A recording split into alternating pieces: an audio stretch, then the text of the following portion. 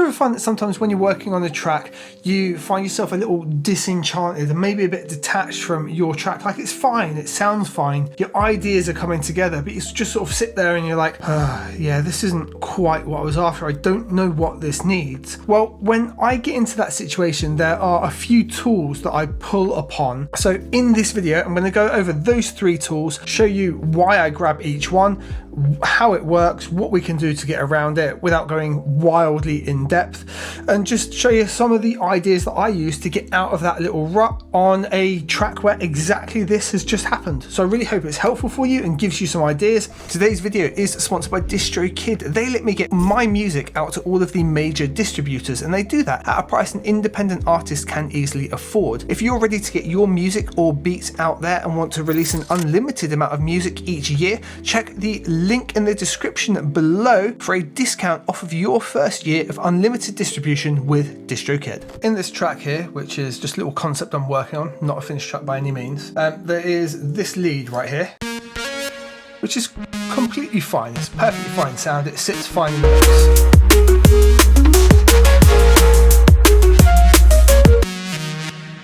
But I wanted to do something else to it and help it pop out. So picked up the 3 different tools that I use, and the first one is fairly new. It's called EFX Motions, and that turned that lead into this.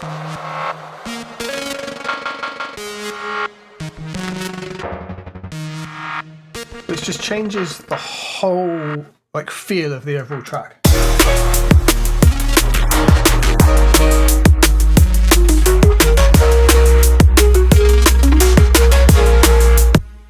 So let me go over this tool and how it works. In this particular project, I loaded up the Sharks preset and tweaked from that, but we'll just quickly reset it and we'll go over how we can utilize it.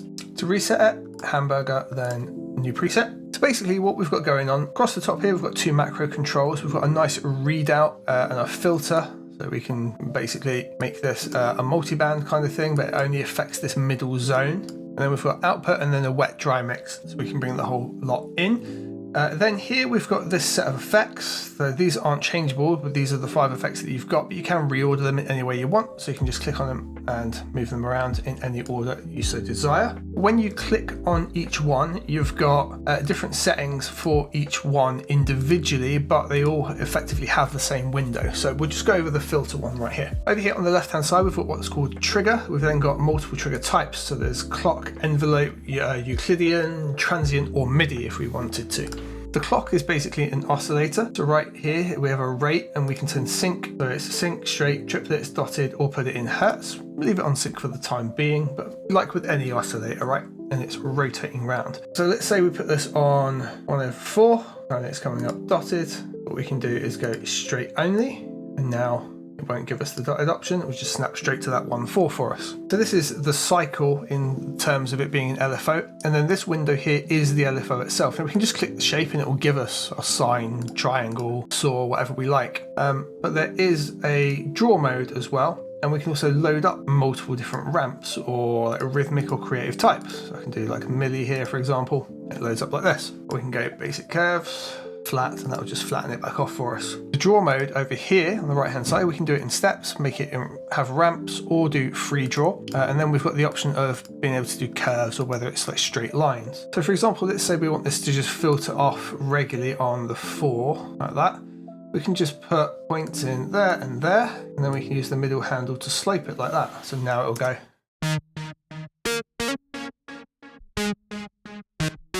Yeah, super simple. And we could put another point in here and bring the filter back up really quickly and get that real kind of wobbly effect.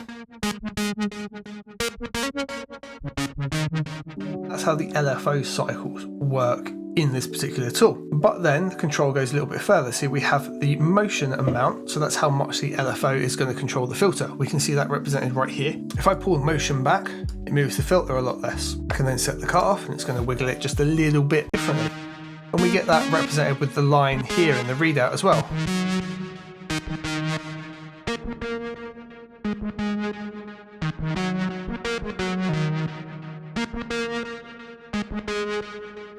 And dynamics is then relevant to the envelope.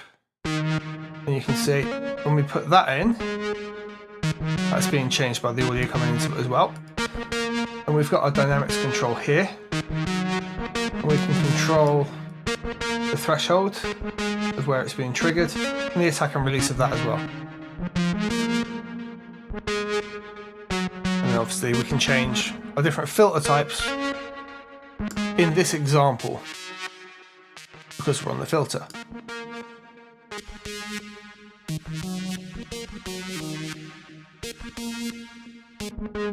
So something that's easy to hear.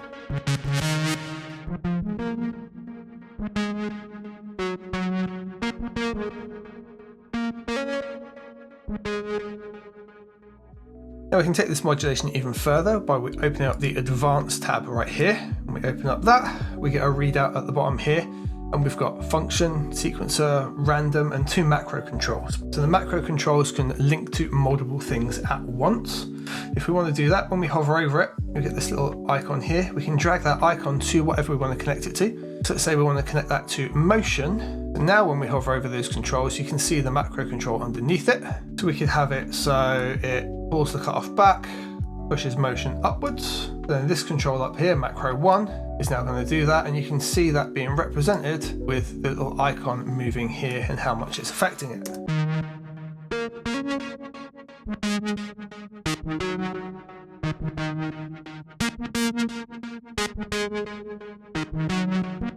Let's have it so it also pushes up the resonance, and we'll really be able to hear the effect it gives.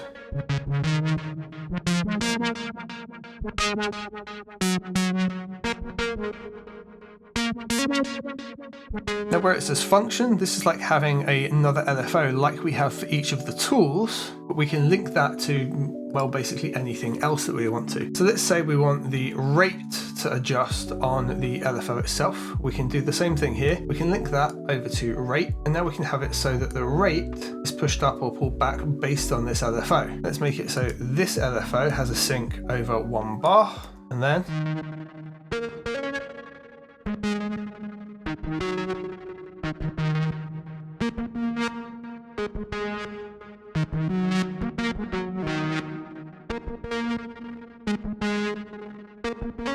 we can make it so it barely filters at all, and then it ramps up to filter at an incredibly fast rate. Very simple.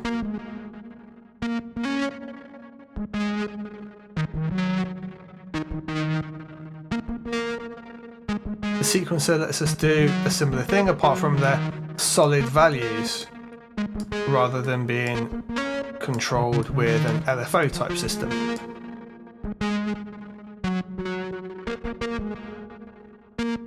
If we're to link the sequencer here to, say, stereo phase,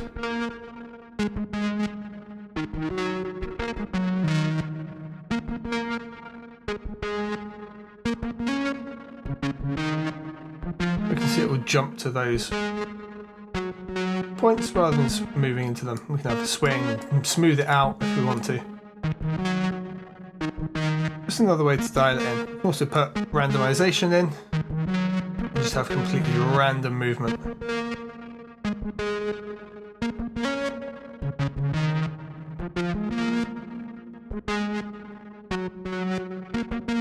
Random just generates a constant random waveform.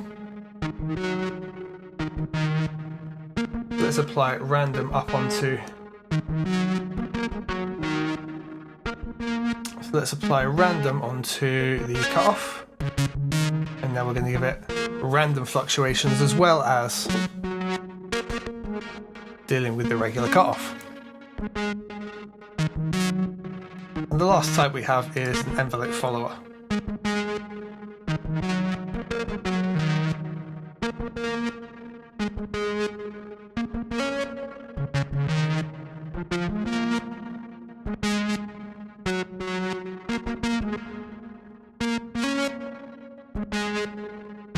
Scale it up to exaggerate what it would do. It's following the envelope of the audio effectively. Much like a compressor, we bring the threshold down, exaggerates what it's doing. Attack and release give us that time frame as well.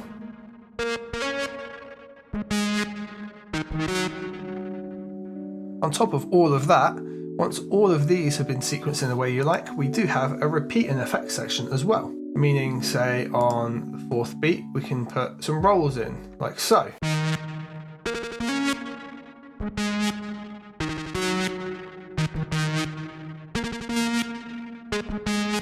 On the 8th beat, we can knock it down an octave.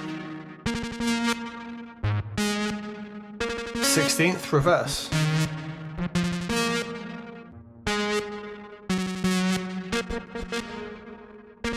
Reverse with a stop.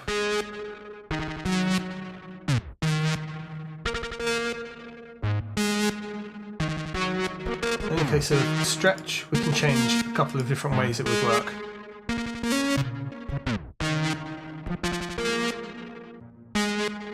There's then 2 effects units, and these can be reordered as well.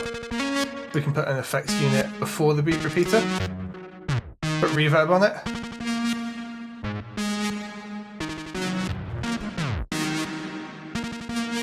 and have an effects unit afterwards with maybe a tape delay.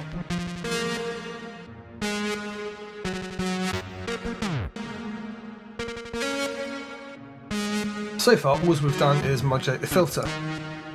We can do things like add a noise in every bar.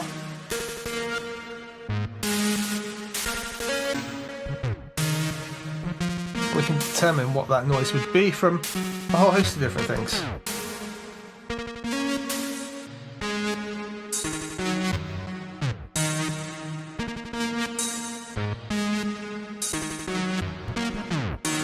We maybe put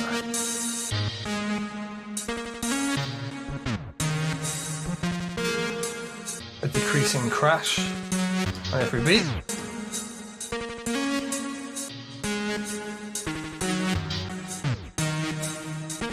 We'll ramp up distortion.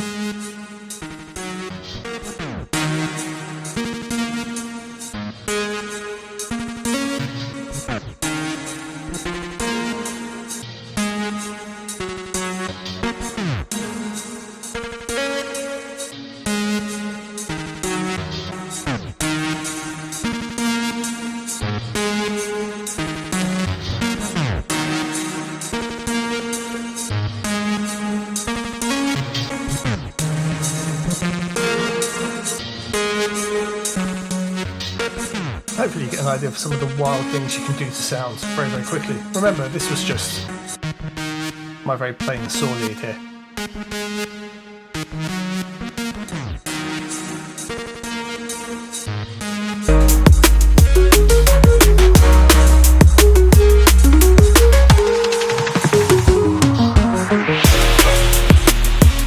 So the second tool that I love to reach for is this. You have to open up Reactor for this, and it operates inside Reactor with Native Instruments. If you've got pretty much any of the Native Instruments complete over the last decade, you own this. And it's just an incredibly useful tool. So we're going to play that same lead patch that I've tweaked for this particular project, just called it Emotional Pad. Playing that same lead that you've just heard into it, listen to what we've actually got out of it now.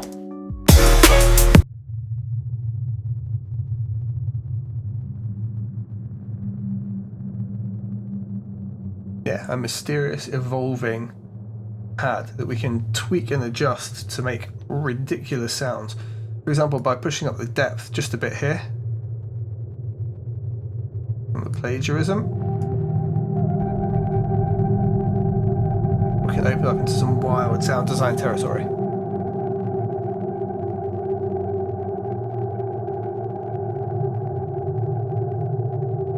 So we've gone from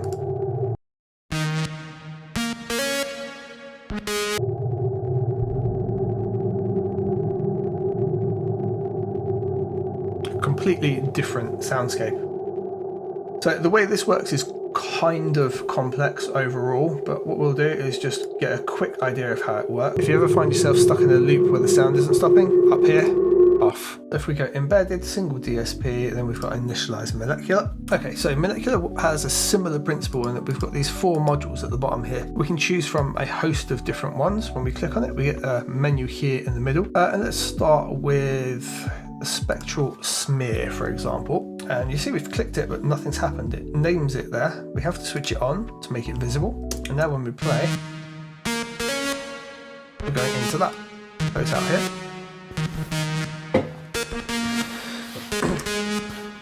Now we've got modulation up here in terms of LFO, step sequencer, envelope, or logic. And we can change our wave shape here. And when we hit assign, we get these little icons next to everything that is assignable. So for example, let's say we want to pump up maybe our high cut, and we can see that's now being modulated, right? It doesn't seem like there's much going on. Below each module, we're going to have things like mix, wet, and out. So we can mix how much of this is coming in. And we've got wet dry control for it as well.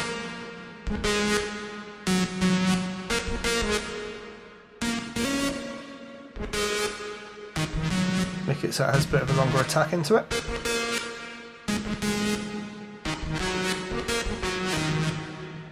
Now in the second port, let's put in something that gives us a bit of some space. Let's put metaverb on there and switch that on.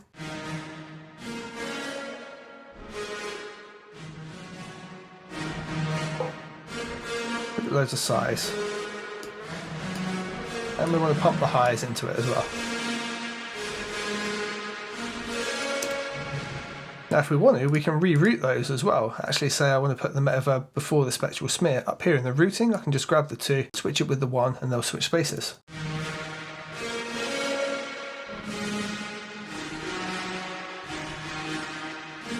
Now when you modulate the size on the metaverb, it gives you a really cool effect. Listen. So let's have some fun with that. Let's give it loads of size to start with, then go into an envelope. We'll have envelope 1 and we'll assign it to the size and we'll tell it to pull that back. We'll give it a bit of an attack so it does it over a period of time.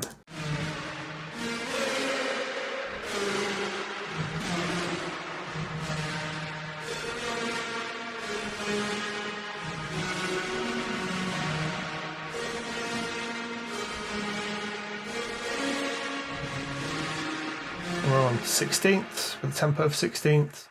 It's a nice slow attack and it just dials that back a little bit, giving that kind of weird pitchy effect. What does it sound like if it comes in second? We can switch it back.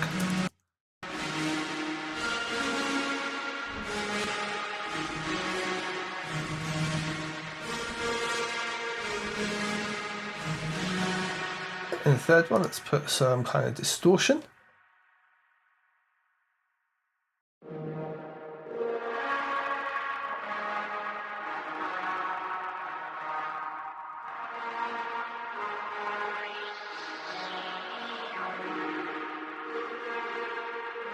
Dark forces maybe.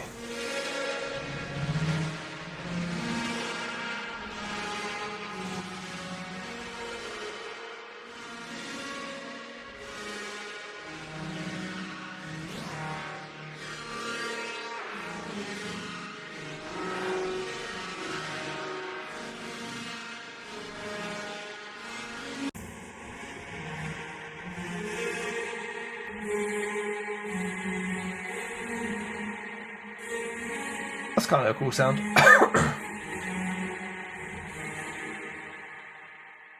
We've got this M1, M2, M3 and M4 here, right? We switch on motion, we can create some automatic motion movement when we get playback, for example.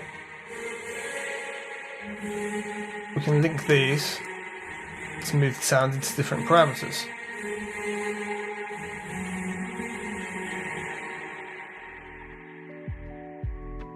M1, M2, M3 and M4 we can all have different modulations for. So for example M1 here we could say that puts the reverb size up massively if we do that. The M1 is a macro to move that and adjust it, but maybe when we would do that we want to pull the highs down with it. So while M1 is selected we can tell it to pull the highs back as well.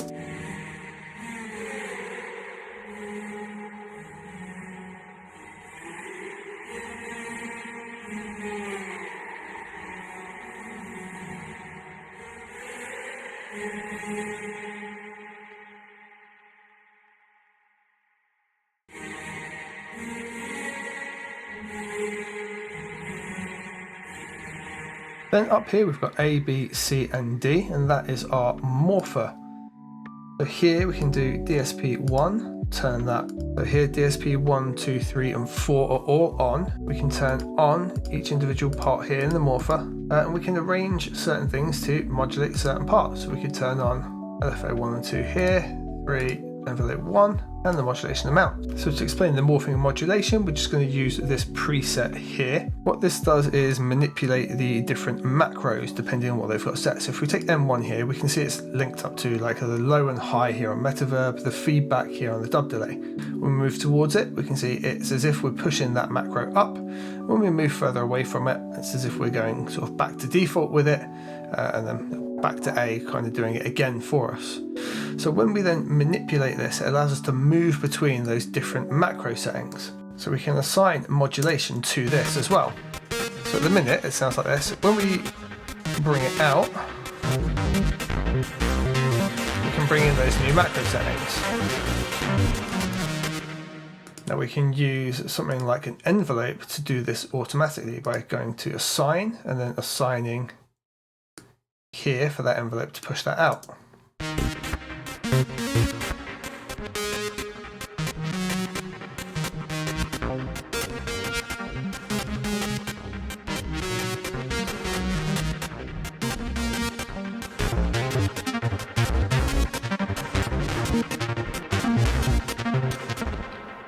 If we want to give ourselves a set location as well, we can move this to somewhere and press save and then set base. Or we can just move it to wherever we need to. Now we can manipulate this in multiple ways. So we can manipulate this to move around and this to move back and forth. So let's put LFO4 and assign it to here. And we're going to dart between those multiple different settings. And the last thing to go over is routing. Before we just had everything linearly, but here you can see that 1 and 2 go into each other, and then we split off and go into 3 and 4 in separate instances. We can change that routing in multiple different ways, so each are processed separately, so that they're processed in sequence, or they're then split and then all go off into the one. Whatever you would like to do, you can actually then manually tweak that here as well, depending on what you want to do. There's a huge amount here that I could go over and really break it down, but that would be an entire separate video, which if you would like, I have covered this before on the channel, but it's a very old video and I would happily do a deep dive again. If you want to leave that in the comments below, I'll have a look at doing that for you. And the last thing that I'll often reach for is this guy here. Unfiltered Audio Sandman, available from Plugin Alliance. And I like this just because it's a kind of free routing wild thing. So here's what we've put on here.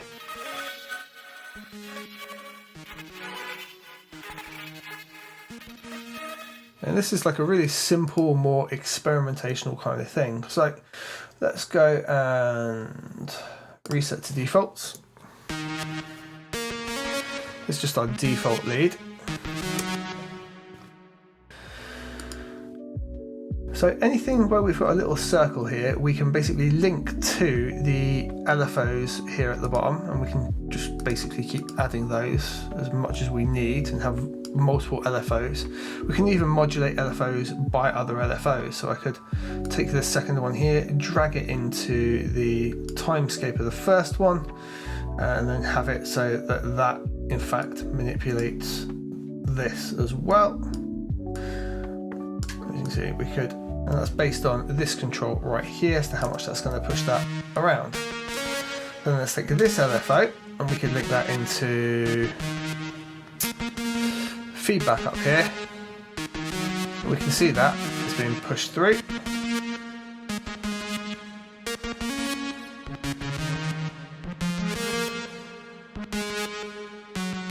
Bring up the amplitude and push it up further.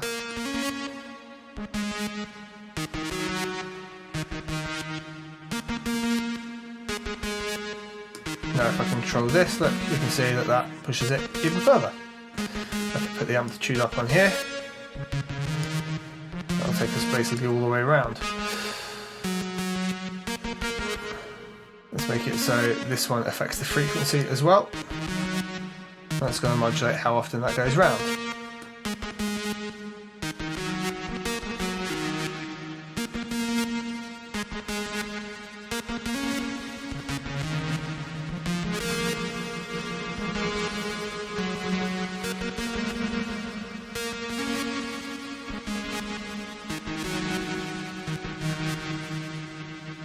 So we can just do kind of very elaborate routing and just kind of have lots of fun with different types of delay here. So for example, we've just switched this to the modern instant.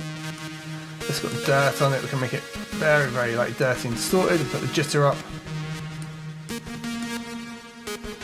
Get a really widespread sound there. Maybe we'll take this to 1/4.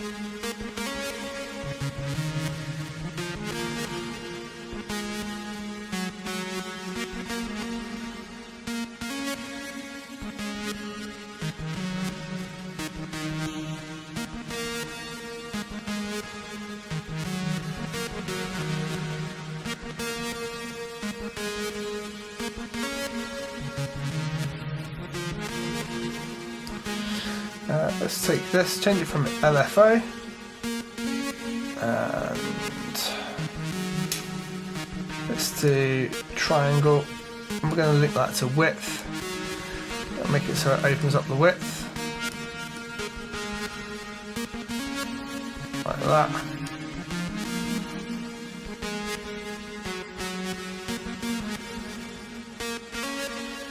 Make it go a lot quicker.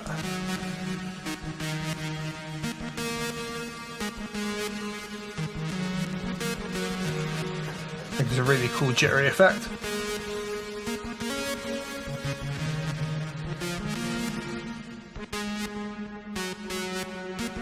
Let's take out the bottom end with high pass.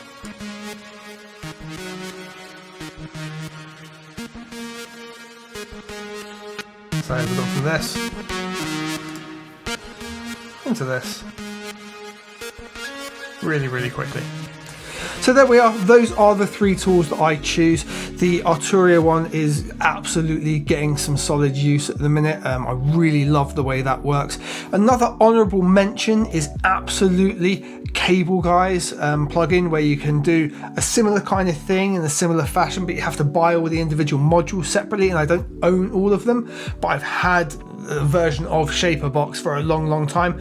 Definitely honourable mention there, especially for some time shaping and stuttering stuff, but just another one to throw in there if you've kind of got stuck in that wheel. And you'll even find a couple of my presets exist inside Shaperbox. If you search for unders, you'll find like my D&B bass shaper and stuff like that. So yeah, give that one a bash as well. Thank you very much for watching. Look forward to seeing you in future videos. Take care.